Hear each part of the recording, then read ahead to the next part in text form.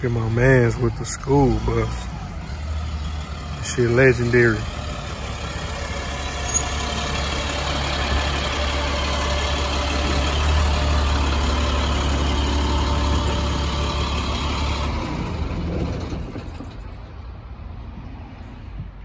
Alright, so today we got a very dope creative, man. I don't know what else to call him. You know what I'm saying? Besides a dope creative. So I like to welcome Loutribe Jigg to G Code Conversations, bro. Welcome. Appreciate you having me, bro. Yes, sir. So my first question I always like to ask people, bro, where and how did you grow up? Give me some perspective on that. So born and raised in St. Louis, of course. Man, I'd have been a little bit of everywhere, for real. Like, I got stomping grounds everywhere. That's like why in my song I named so many places, cause it's like, I don't know, I just been all around. But I was born like on the north side, so like 49 area. You know what I'm saying? Like Beacon, that area. But yeah, I'd have been all over Ferguson, South Side, State Streets. You know what I'm saying? So melting pot for real. Yeah, for sure. So where did you get the name Loutribe from? So I take so much pride in my city. Yeah. So of course the Lou is from St. Louis. Tribe, it came from a tribe called Quest, because that's one of my favorite rap groups. And I don't know, man. I always hear people like use like gang and, you know, squad and shit like that. I was like, I want something that's more me. You know what I'm saying? So got inspired by a tribe called Quest, and I was like, yeah. You know what I'm saying? Tribe sound hard. Yeah. It's more like, you know what I'm saying? Like, we all gonna eat, we all gonna, you know, grind together and everything. So yeah. Tribe. And the second part of your name is Jigg. Like, what Jigg means? So Jigg was actually a name I got when I was in during like the promo team days, and like from actually dancing and shit, cause I'm a b-boy as well. So yeah, like jigging in the club and shit, and then I was one of them niggas that was in there killing everybody and dancing and shit. And, you know what I'm saying? So Jigg, the name stuck, and that was it. So you just be jigging and shit. That's funny, cause we was gonna get into music first, but were you dancing before you was rapping? Yeah. So I always been into like breaking, b-boying. So yeah, it's been like I've been around hip hop all my life basically. You know what I'm saying? So eventually I started getting more into, you know, making music and playing with words and like poetry and shit. Started off with poetry, and then, you know, got into music. Dope. Cause when I first heard about you, it was through my homie Accurate, and he tried to refer me to do a video with you before, cause you know he was into videos as well.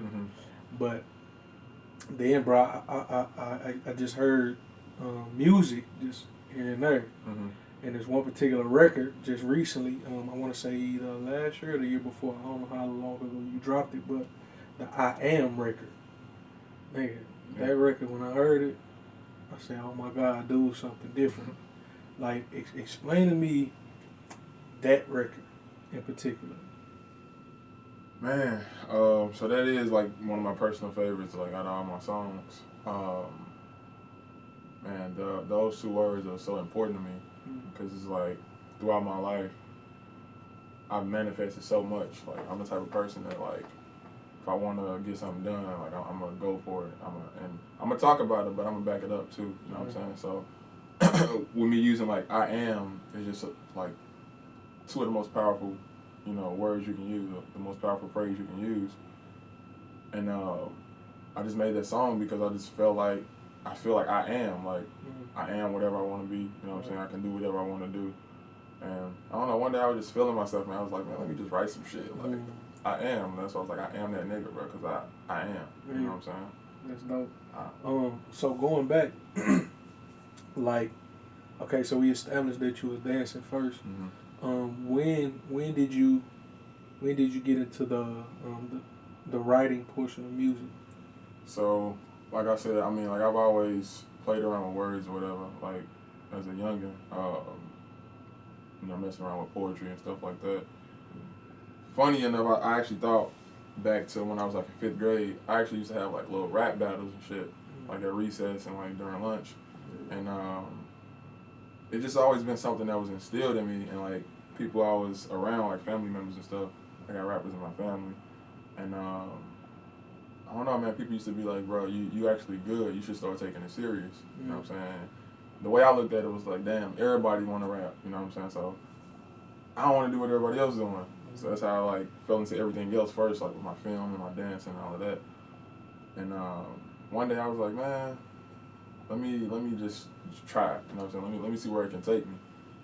And then that's when I dropped Facts and shot the video for it and shit. And it just went crazy. I'm just like, damn, I can actually make some moves with this shit. So eventually, I used to always be like, it wasn't really a passion for me, like how it is for other people. But I was like, eventually, I think it definitely became a passion because like I found myself writing at like 3 a.m. You know what I'm saying?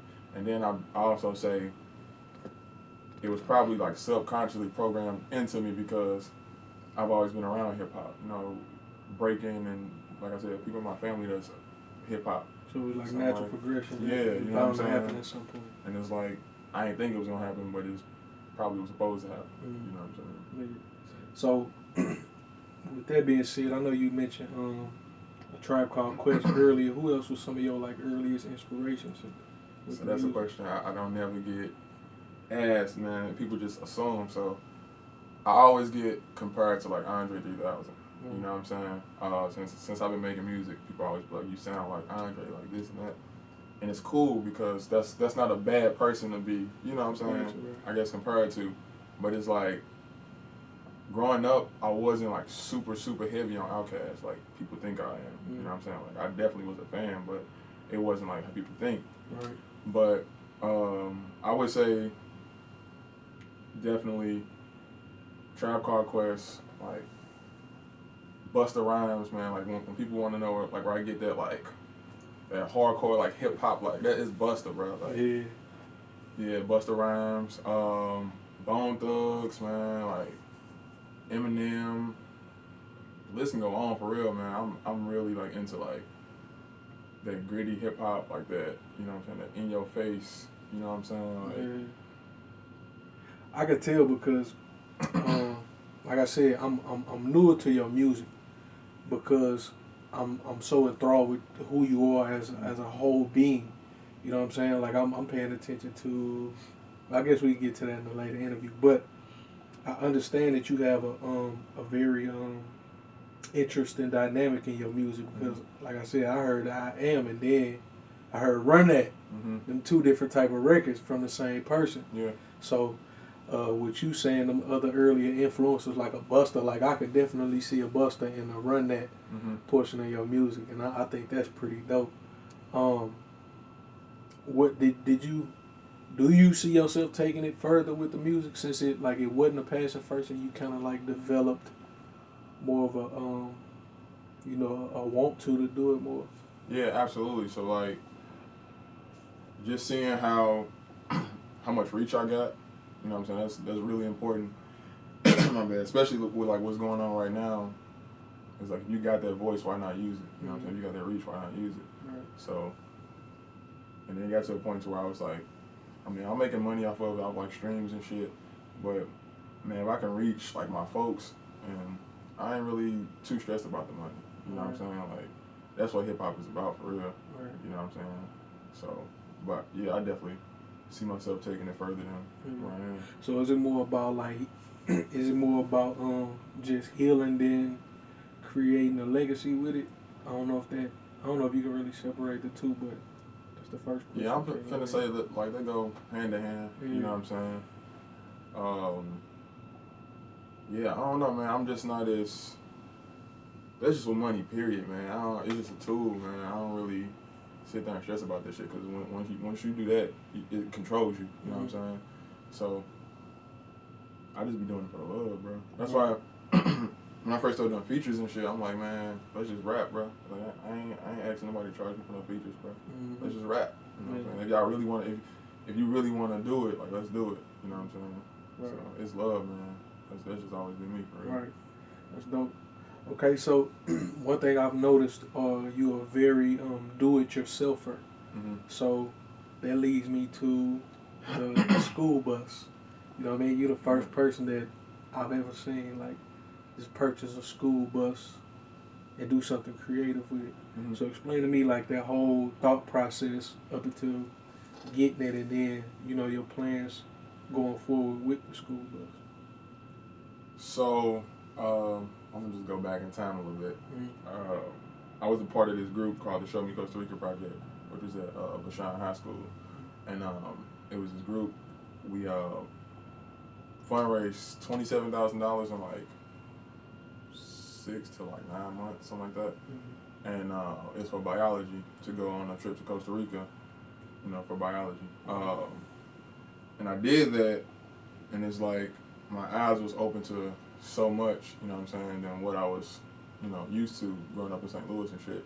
And I was like, damn, man, if I can like travel and, see this shit and it make me feel like this, I'm like, bro, other people got to see this shit. Like, the homies got to see this shit, bro. Like, so I've always been into traveling, because that was the first place I traveled to out of the country. And just wanting to see more of the world and everything. I was like, man, I want to live on the road, you know what I'm saying? So I looked into like van life and like RVs and shit and all of that, and everything was cool, but I found somebody who converted their school bus into a crib, and I'm just like, damn, a school bus, that's different, you know what I'm saying? And just me being on some different shit, I'm like, yeah, bro, I'm about to get me a school bus and turn that motherfucker to a crib and just hit the road, you know what I'm saying? Yeah, so found a dude on Craigslist who was selling it, hit him up, was like, yeah, I'm trying to. He was actually doing the same thing I was doing, and he got tired of it, so he sold his bus. And I went and picked that motherfucker up, and it was that, man. I want to really show. I don't know, man. I'm always trying to show like my people that we can do shit too, because I've done so much crazy shit, like while traveling, like volcano boarding, like just unusual shit. You know what I'm saying? And I be trying to show people like, bruh, we can do the same shit that other people doing. Right. You know what I'm saying? That white people, basically, people say white people shit. Right. Like, nah, bro, we can do anything that anybody is doing, bro. Right. And like van life and shit, and just living off the grid, alternative living is what they call it. Mm-hmm. It's so popular with like white people. You know what I'm saying? There's always people going viral and shit on YouTube and shit like that. I'm just like, bruh, we can do this shit too. Right. You know what I'm saying? So I try to get more people to look into that type of life. Like, it's more freedom, it's less stress, man. It's just